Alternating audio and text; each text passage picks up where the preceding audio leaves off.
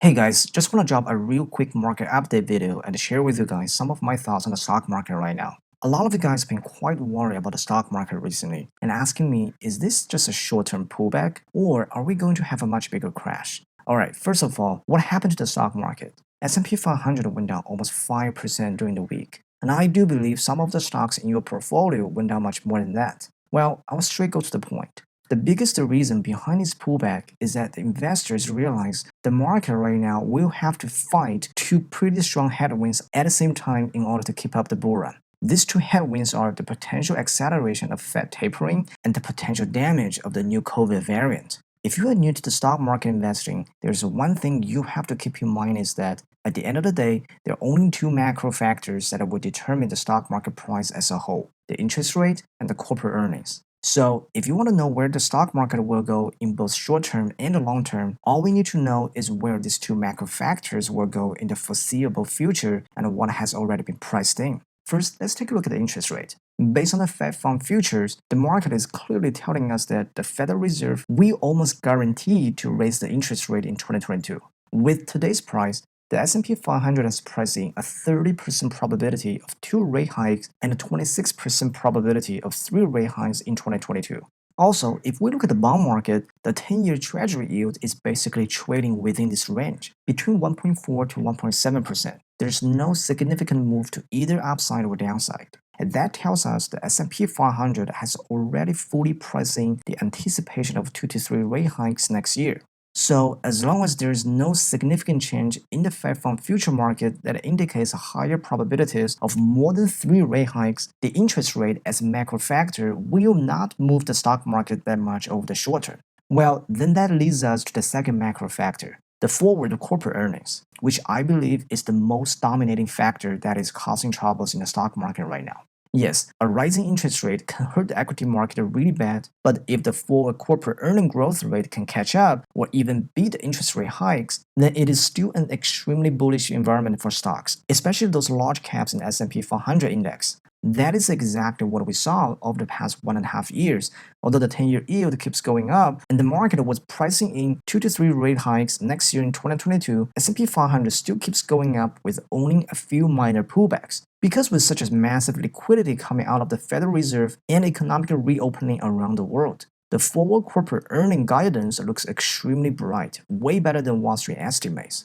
However, suddenly, until this week, two big events happened in the same week that potentially changed the whole macro picture. First, we had Jerome Powell sending pretty hawkish signals that the Fed admit that inflation is much worse than they thought, and they will most likely announce the decision to reduce the bond purchasing at a faster pace to fight high inflation during the mid-December FOMC meeting. This is a pretty big deal because, on one hand, the current inflation we're having right now is much less caused by the Fed printing, but much more caused by the supply chain disruption around the world.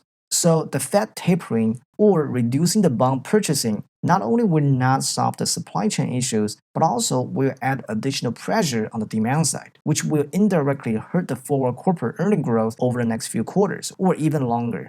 On the other hand, the Federal Reserve is clearly telling us that their policy is going through a quiet transition from inflation is transitory to inflation is here to stay, which indicates they will become much more hawkish than what the market has been priced in. Second, during the week, we had a first confirmed case of the new COVID variant within the US. So the market is worried that we might follow what Europe is doing and have another nationwide lockdown, which would definitely hurt corporate earning growth and cut down the earning forecast. Well, I'm not a doctor, and nobody can 100% tell how bad this new variant will develop. But what I do know is that at this point, the probability of a new COVID variant causing another market crash is extremely low or almost zero chance. Remember, the market can go up on both good news and bad news. But there's one thing the market does not like and always reacts in a very negative way is uncertainty.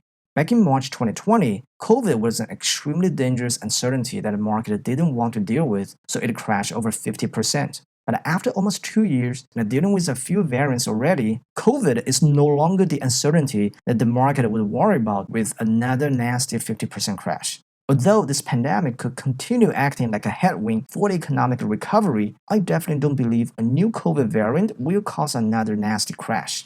Alright, so what is the biggest uncertainty in the market right now that is stopping the market from going to the all-time high? At this point, it's very clear. The biggest uncertainty in the stock market right now is the tricky relationship between the Federal Reserve's ongoing policies and the raging inflation. S&P 500 is trading at a 22x earnings, the highest price-to-earning multiples in the history right after the biggest recession in the history. That tells us the margin of errors for the Federal Reserve is extremely narrow. If the Fed still stays too dovish, then the inflation will become a much bigger problem for both corporations and consumers, which will make the stock market suffer. If the Fed goes too hawkish, it will hurt the forward corporate earnings, which will definitely crash the market as well. That is why the market reacted really negatively this week after Jerome Powell just sent a soft signal on the potential acceleration of the tapering.